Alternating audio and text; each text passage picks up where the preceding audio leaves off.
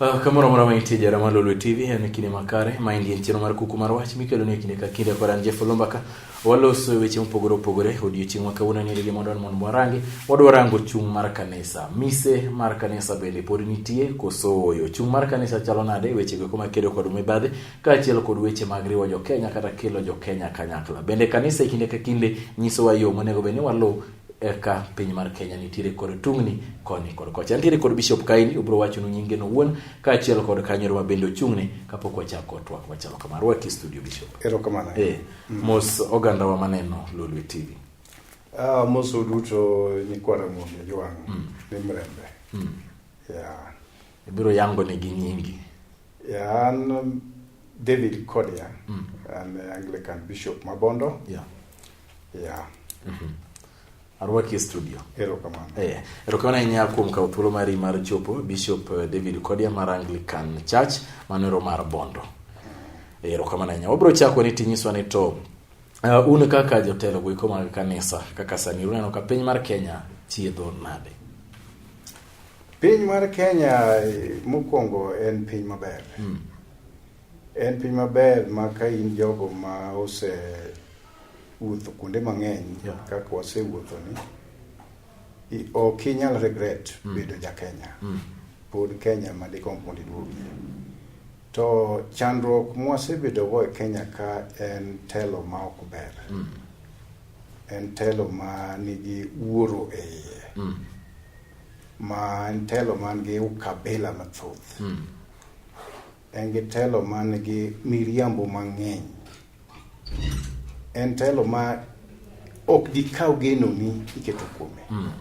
mano e midhiero maduong' mosethago wa e Kenya ka ma kapo ni telo nyalo riere maber to Kenya nyalo bedo piny maberie moloyo in Africa kata king'iyo hali mar ekonomi mar Kenya pinje ma korwa koni miluongo ni East and Central Kenya poni malo hali mag chumi mare ni malo hali mag afya mare ni malo yuto king'iyo e higa ma onego bede ng'ato yudo ni malo moengo pinje duto to magi duto iyudo ni okoromo gi gima onego bede wan opok wachopo kama onego bede ni wasechope kaka jo Kenya mano miyo iyudo ni pod dhier kidhier tidhier kamili kimeo timeo sepwap ine meo moro ma jikone ng'acha ngamume to kidhier bidhiera dhiera kabisa to mae shida mwango e thuwaka emomiyo wan gi chandruok mang'eny gimomiyo luongo wach mar telo nikech telo ema neno ni gima wasetedo kaka jo Kenya ni ipoge nang'o in nyathina miluongo ni Nyanza kauma in nyathina miluongo ni Central kauma mano tij telo en ema neno ni kori pogo gini nang'o to pok mar gini bende okosebedo sawa kech kai mibiro ni area moro mar piny ni malo kendo kabisa moloyo area moko mar piny kaeto mpango wa bende mar sirkal magibedo go magiketonwa on the table bende okochomo kuro jo Kenya nigi weakness moro kata yomyom moro ni ginyalo loso plan maber kabisa lakini chuny malo plan ni tamore kanyo mane momiyo iyudo ni kawase loso plan maber kakiyuto to ka yuto sebedo piny to yuto ni eri kar kaw mar jo Nyanza timiyo ne jo Nyanza kaw ma to mar jo Nyanza ni jomoko apar emiyudo ka timo ng'ono emabiro cham ka wacho jomoko apar awacho ni county governments governors mawa gi whatever ibiro ni they ok ginyal nyisowa kaka gitiyo bende gi pesa momigi kaka county En yudo ni kanti wagi kiduto te ang'eyo ni weche mag mibadhi umako.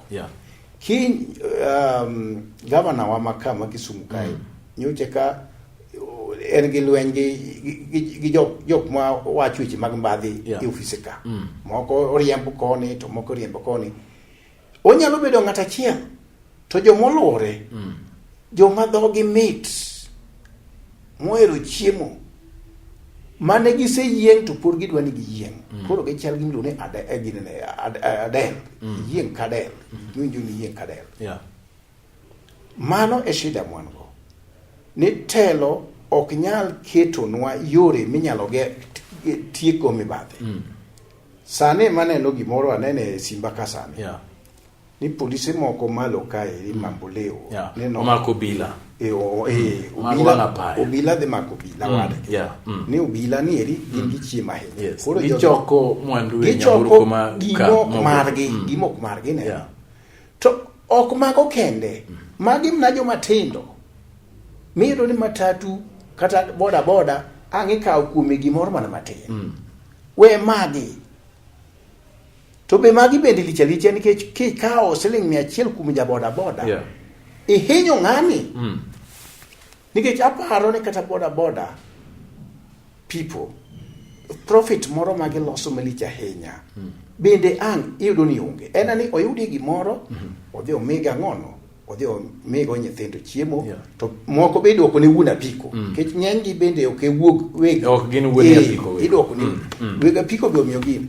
Koro kineno gima notimore ga Kisumu mimako jogi. Ma gite mang'eny ndara ka.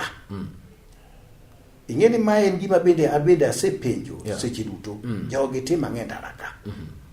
Nikech gin pile kan an kaida atiyo Bondo. Tan Kisumu. Sama wuok madhi Bondo. Jogi akalo gi mang'eny yu ka apenjo ni kinde Kisian gi holo. Ang'o matimore manyaka jogi beda mang'eny ka. Ki ai holo ichopo Akala gin kanyo. Ki Akala kapok ichopo Ndori gin kanyo. Jogi tim ang'e kore ka. Magina pile. To bebe konene jomo maki no ter no gira. Mane momiyo weche mag mibadhi ok birumo mapiyo. Nikech chuny dhano ohero gik malang'. To kihero gik malang' ti iloke gi miluongo ni culture. Culture en tim mar dhano.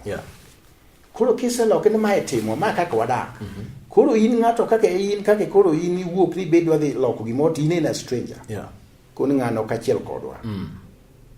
Mae shida mwango. To un kaka jok ma bende ochung'ne tayo ute mag lamo kama bende ji bire kinde ka kinde mondo mi ji opor wach kanyakla ji owuogi Yesu un bende uloso kod oganda.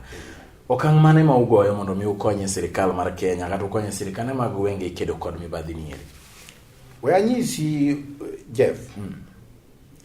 Onge gimone konyo sirikal. Wan kaka kanisa wonge resources momiwa. Mi fight gugigi. Sirikal ni emwe duto te makata an minena ni ran bishop ni achulo osuru. Kendo pesa mang'eny mamiyo sirikal. Mondo dhi ogol lweny ni.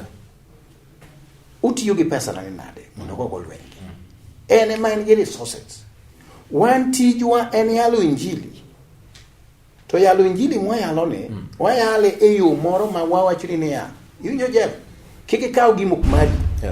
Mane gimo wacho.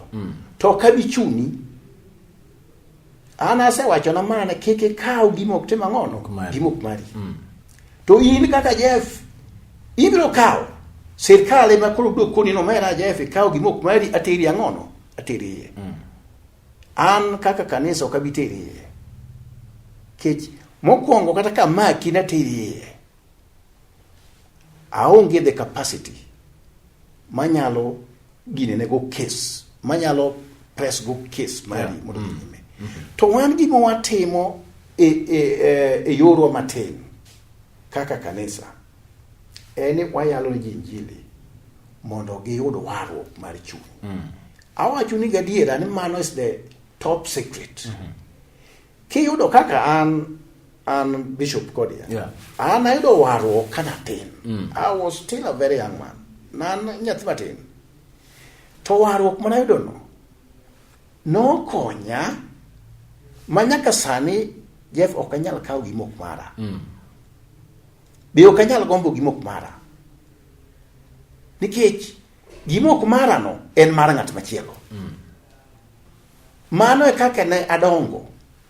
To ok ne ka sirkal temo mi uwezo mar kawo ng'at ma kawo gimok mare kaka koro jok ma motimo ne badhe gieki to gitero gi through a system, a process mitero go jogi. E kawo gi titero gi e court. To kosetero gi e court bende ng'iyo ni adiera ng'ani no kawo gimok mare. Any office to tiyo office yo marach. Mo office ni kar konyo rahia to kawo pesa kuma ngono kum rahia. Ng'ani idhi tere jela. To kune ka bende en system moro mawacho ni odonjo kamora mora. Ochal kudini moro. Ochal gimiluongo ni virus. Momako kamora mora. Kech kotro be kidhiye. To mondo mi idone tek. Gimoro gino kanyo ni onge evidence, onge gima na nyiso ni ng'ane no kawo gine diera. To ng'ani ndo yieng dabal, makata kene no ng'andiko ni ng'ani no chiemo kamili. Uyieng dabal. Fut inyisi ni onge evidence. Pero wana inya Bishop David Kodia wabro kawiyo matin ka itwa duogo bang thuolo machuok wandire kod Bishop David Kodia mar Anglican Church wacho ni entiere bade nero mar Bondo. Wadhi nyime ka indi kod twak maroko ni kod kocha warango kang ma kanisa kao chung mar kanisa kedo kod weche go koma mibadhi ka achiel kod kelo oganda kanyakla. Wabro duogo bang thuolo machuok.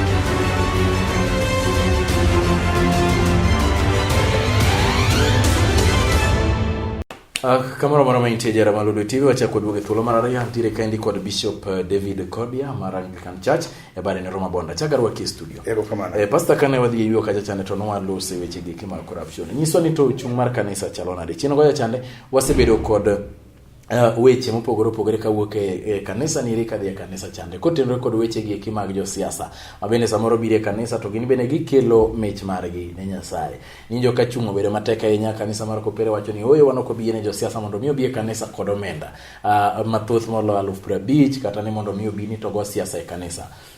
Un kaka Anglican Church chung maru kod jo siasa gi kimasa bende bire kanisa gin bende yene gi thuolo mar bire kanisa ok dwa tam gi dhie kanisa. Chung maru en nango kod jo siasa gine. Gege bire kanisa to gibiro mana lemo kosemio gi thuolo mar wacho weche mag siasa bende kanisa. Mokwongo ada wacho gimoro mo kipenja mabiro konya e duoko penjo no. Asetemo wuoyo ada wuoyo gi jo siasa wa ma Siaya County kuma antie. Adwa bedo kod gi piny. Mondo walalre. E yore mang'eny mwawuoye giki. Achiel kuom gima adwa wuoye kuom kodgi en weche mag siasa e liel. Ma ok asebedo osiepe jomoko kuomgi nikech giwacho ni ok ayienegi mar wuoyo e liel. Gimoro ka gimoro nigi sane. To kendo ka gimoro nigi sane nyaka bende wabede jomoko ma bende nie gi gima luongo ni rieko. Ni ka dhi e kanisa ang'o motera kanisa? Nyaka awuo e ka ji ng'eyo ni ane kanisa koso adhi lemo. Nan All Saints Cathedral, Nairobi, ega mar 98 to kanan kanyo nwan gi ja Kenya mod senior citizen ma jo Kenya omiyo bilura hinya iluongo ni Charles Jonjo ne nyalo obire kanisa obedo piny kose lema rumo ni owuok onge wach moro ni nudore moseji onge yangono gi to wan kitwa kaka jorotenge, dianga wachi kaka jorotenge, eni ka ng'ato ok owacho ni intie to ng'ano ochayi. Ka ok ichung' mi wache achiel ariyo adek to ok omiyi luor maber. Nyaka wang'e ni kidhi e kanisa ka to nitie ng'ato achiel kende nyaka makori midwa winj wachne, en jok matelo ne ang'ono, motelo ne lemogi. To jowagi nikech koro luor mwamiyogi nikech gibed gi noyiergi, inyalo kone mna ng'ato ni yawa jowadwa wan gi mheshimiwa ng'ane, e bende en e kindwa ka ochungo moso jogi ok rach, imiyo heshima. Wan bende wan ka kanisa wamiyo gi ang'ono, wamiyo gi heshima no. To wadwaro ni bende sama osemiyi heshima no, tibende ji heshimu, ibende miri luor iwuon ni kaeri wan e hali mar lemo. Koro gima deng'a wachi onego bende gima konyo chuny ang'ono, chuny Jokristo. To sane ma ka ng'ato osemi thuolo ni to nikech rieko tin kuom jomoko kuomgi, ok awacho ni giduto te, jomoko kuomgi rieko tin kuomgi, gima gin go en matelo no. Koro kochung' muwuoyo kar wacho gimoro mochomo kuro makonyo ji, en koro odwa wuoyo kuom Raila, to Raila to kia kuma nodhi kata leme, ok kata Raila ni kanye, en koro kodwa wuoyo kuom Ruto, en koro kodwa wuoyo kuom Governor Asanga, en koro kodwa wuoyo kuom jogo. Ineno mae shida ma wan go. Tiende ni josiasa wa jomoko kuomgi, ok dang' wach ni giduto te, kia gimomiyo gidhi e kanisa. To kendo another problem ma bende an go kodgi, kiwuok ni dwa dhi e kanisa, dhi kaw mumbi ka in Jakristo ineno gi kaka ochal. Iting'o mumbi ka in kaka kanisa wa mar Anglican, titing'o nyaka kitabu mar wer, iting'o nyaka kitabu mar lamo, ikaw makata ka in gi family, tikaw gi family magi dhi timo ang'ono, udhi lemo tubedo piny. Ka nitie luor monego miu tikone jatelo in bed ka gi jogi ka. To ka lemo oserumo, irito nyaka lemo rum, to ok nyaka gin margi kama ane gi shida kodgi, obiro kosedonje, odonje nyane dakika 10 en osetieko. Biro na gine matin, adwa wuoth matin, adhi kama chielo. This is not a campaign trail. Yes. Kidhi lemo, dhi lemo. Lam Nyasaye gi jogi. Kihero ni kawuono adwa nadhi lemo kata na gi jo Lwak mission, kata ka in Rale Dakocha, adhi lemo kata na gi jo St. Michael's Cathedral Mabondo, adhi lemo. Chaka wuoth chieng' no, joge midhi timo ang'ono, emidhi lemo gote ya. Koro mae e shida man go kodgi bende. One of the reasons momiyo adwaro ni mondo abed kodgi piny, mondo walal. Kaeto kiwacho mar gik ma gikelo e kanisa. Ng'ata madhi e od Nyasaye ok dhi nono. Idhi go ne Nyasaye kamano. To kochiw kiwango ni mae gima onego tim, nikech omiwa gweth mopogore. Iwinjo? Yuto mara ok inyal pimo gi yuto mag josiasa moko mang'eny mwaneno gi. Wapogore. Omiyo ng'ato go Nyasaye kamano kaluwore kaka otimo ang'ono, kaka Nyasaye ogwedhe. To koro kaka Nyasaye ogwedhi nieri, an Bishop Kodia ok dang'e, in ema ding'e ni mata diera Nyasaye ogwedha gi ma. To ka en gimi kwalo, in ming'e wuo ni mato natimo ang'ono, mana kwalo. An aonge rapim mar neno ni ohadwa mabiro nieri, to basa momiwa ni an aonge gi mano. Mano kinde gi nyang'ono gi Nyasache. An ok dang'e. Kik Nyasaye ogwedho mopogore. Wan bende kata jotend kanisi wabi wapogore. Ng'ato iyudo ni Nyasaye ogwedho gi mechni, ng'ato be Nyasaye ogwedho gi machielo ni. Emomiyo kochopo kar kama Catholic bende nochiwo guideline. Aparo ni guideline kende ok nyal konyo. Kiwacho ni kik ukel matin ne ma. Tato Nyasaye nogwedha ma yudo kata seche moko ayudo kana half a million e business moro matimo tadwa chiwo ginene adwa chiwo kata na 10% yeah 10% mar 1 million en ang'o okonye go bet 100,000 yes kuro ka a 10% adwa golo adwa go ne Nyasaye kamano there is no problem that emomi ok wanyal chiwo kiwango ni nyako bed mana kama or nyako bed na kama gima wanono puonjo kata mana kanisa wa kata mana wuon kaka ng'at ma ong'e weche mag Bible eni sami gol from the heart ting'e gimomi igole to kigole mondo ium go wang'a kaka bishop mondo kitimo gimoro kia kweri mano koro gweth mar gino onge erokamano ahinya Bishop nyiswa ni sani iri piny otwere matek ahinya ineno ka jomodak samoro ji negore samoro ng'ato kawo nyathine gi familiane kaka nineno motimore ka ng'eni magi gik miseneno ng'ato iye wangi jaode odhi mochiel kod magina mochako neg nyithindo mokowo iki ng'ato samoro mama iye wangi dichuo dhi oket kata sumo tingoro jomoko bende igi wang ji dere piny otwere marach weche machalo kama giki katimore to ginang'o gini monego beni waparo ni timore to nego beni konyo ginade mokwongo aduoki chien kuma na wuoye ne wan tijwa en yalo injili ji ok osebedo machiegni gi Nyasaye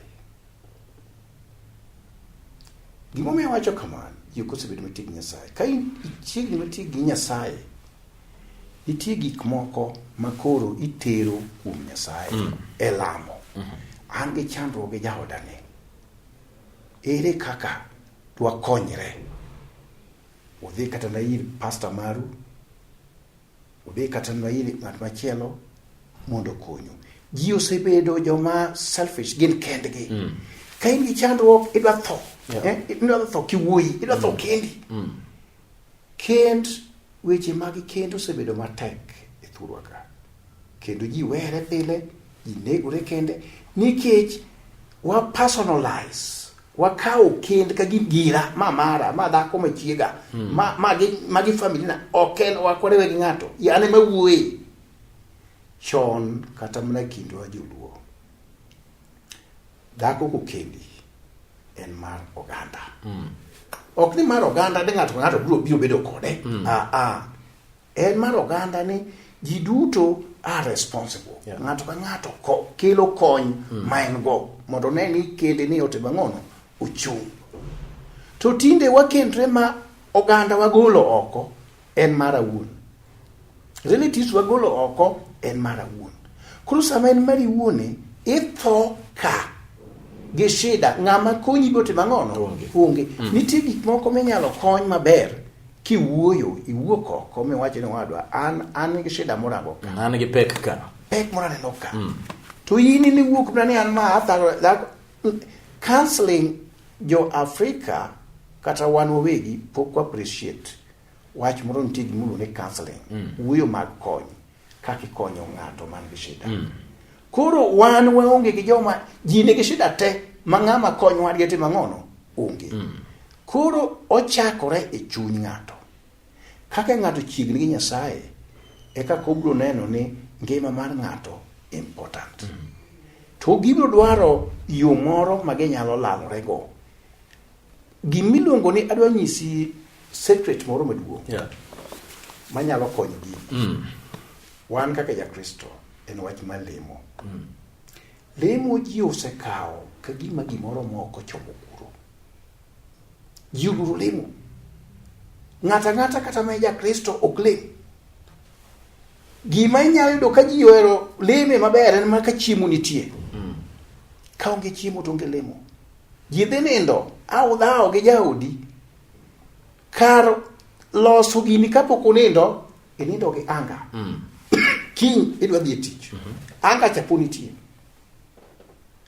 nyaka wabed jogo manyalo go mbaka e yo ma uyanga wuo waduto kaka joka ng'ato to kwa bedo gi mano wabiro discover ni kara gima winjo ni be karo ke gimoro malich ng'eny gik mineno ka jilaro gi Jeff gin gik mo matendo malich ma ka ng'ato geto gi piny ma kodwa interrogate ng'ato ni mato ni an ng'en ng'ate mana wacho na an ni na paro.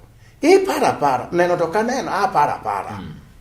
Gin gik moko minyalo kony ka ji obedo thuolo. Ibedo thuolo ne an gi shida, ng'ani bende an gi pek, ng'ani bende. To ulo idwaro kaka itimo ang'ono, kaka ilose. To ji adwa tho kiume, adwa tho kiang'ono giri. To mane makelo koro accumulated anga ma ichwang ma ose tiel, ichwang motiel.